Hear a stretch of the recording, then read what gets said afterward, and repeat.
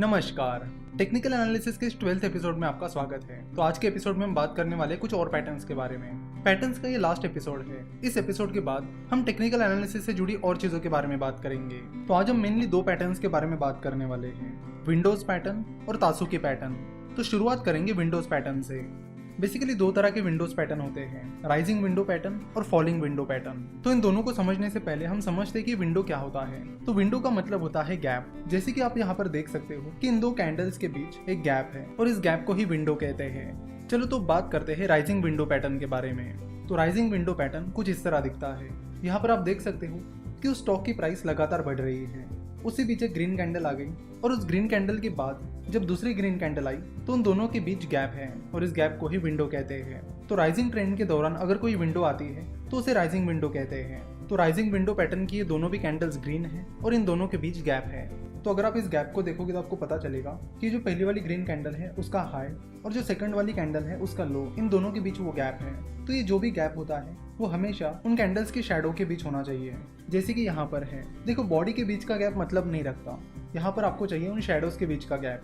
अगर शैडो के बीच गैप होगा तभी वो विंडो कहलाएगी। तो जब भी राइजिंग विंडो पैटर्न दिखता है तो उसका मतलब है कि ये जो अप ट्रेंड है वो लगातार चलता रहेगा। इससे पहले हमने जो भी पैटर्न्स देखे वो रिवर्सल पैटर्न थे, यानी उन पैटर्न्स के बाद ट्रेंड चेंज हो जाता था। लेकिन यहाँ पर ऐसा नहीं हो रहा है। विंडो पैटर्न हमें बताता है कि जो ट्रेंड चल रहा है वो कंटिन्यू रहेगा। तो जैसे कि राइजिंग पैटर्न में हम देख रहे हैं कि यहाँ पर अप ट्रेंड चल रहा है और इस विंडो के बाद ये कंफर्म हो जाता है कि अप ट्रेंड आगे भी लगातार चलता रहेगा। तो ट्रेडर्स विंडो पैटर्न देखने के बाद उस स्टॉक में एंट्री कर सकते हैं। तो राइजिंग विंडो पैटर्न हमें बाइंग अपॉर्चुनिटीज के बारे में बताता है कि उस स्टॉक का अप ट्रेंड आगे भी लगातार चलता रहेगा।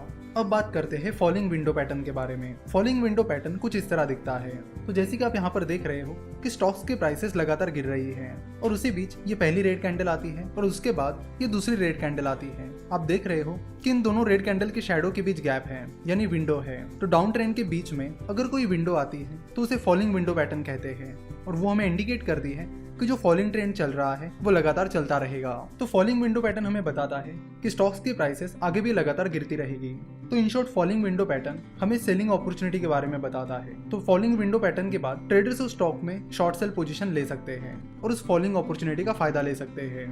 तो ये था विंडो पैटर्न। तो अब हम बात करेंगे तासुकी पैटर्न के बारे में। तासुकी पैटर्न भी विंडो पैटर्न पर ही बेस्ड है। तो तासुकी पैटर्न फिलहाल हमारा लास्ट पैटर्न है जिसे हम समझने वाले हैं। देखो पैटर्न्स बहुत सारे हैं, बहुत सारे। तो अब तक हमने बहुत सारे पैटर्न समझ लिए हैं। तो बेसिकली पैटर्न्स हमें पूरी कैंडलस्टिक को समझने में मदद करते हैं कि फिलहाल चार्ट में क्या हो रहा है। पैटर्न्स हमें ये समझने में मदद करते हैं कि पहली कैंडल के बाद दूसरी कैंडल अगर ऐसी आती है तो उसका मतलब क्या होता है, पहली कैंडल के बाद दूसरी कैंडल अगर वैसी आती है तो उसका मतलब क्या होता है, एटसेट्रा। जरूरी नहीं है कि आपको सारे पैटर्न्स याद रखने चाहिए, बस आपको उनको अच्छे से समझना चाहिए ताकि कैंडलस्टिक चार्ट पर कुछ भी दिखे आप उसे तुरंत पहचान पाओ कि फिलहाल उस स्टॉक में क्या चल रहा है और उस स्टॉक में आपको एंट्री लेनी चाहिए या नहीं लेनी चाहिए और उस स्टॉक में जो भी चल रहा है उसका मतलब क्या है। चलो तो तासुकी पैटर्न को समझते हैं। बेसिकली दो तरह के तासुकी पैटर्न होते हैं, अपवर्ड तासुकी और डाउनवर्ड तासुकी। तो पहले बात करते हैं अपवर्ड तासुकी के बारे में। अपवर्ड तासुकी पैटर्न कुछ इस तरह दिखता है और जैसे कि नाम में ही लिखा है अपवर्ड, तो आप समझ रहे हो कि एक बुलिश पैटर्न है जो कि अपवर्ड ट्रेंड के दौरान आता है। तो यहाँ पर स्टॉक्स की प्राइसेस लगातार बढ़ रही है, उसी बीच एक ग्रीन कैंडल आती है और उस ग्रीन कैंडल के बाद एक गैप आता है, यानी एक विंडो आती है। तो इस गैप यानी विंडो के बाद जो कैंडल्स हैं, इन दोनों कैंडल्स की साइज आप देख सकते हो लगभग सेम ही है। तो तासुकी पैटर्न की कंडीशन है कि गैप के बाद जो दो कैंडल्स आती है उनकी साइज एक दूसरे से समान हो।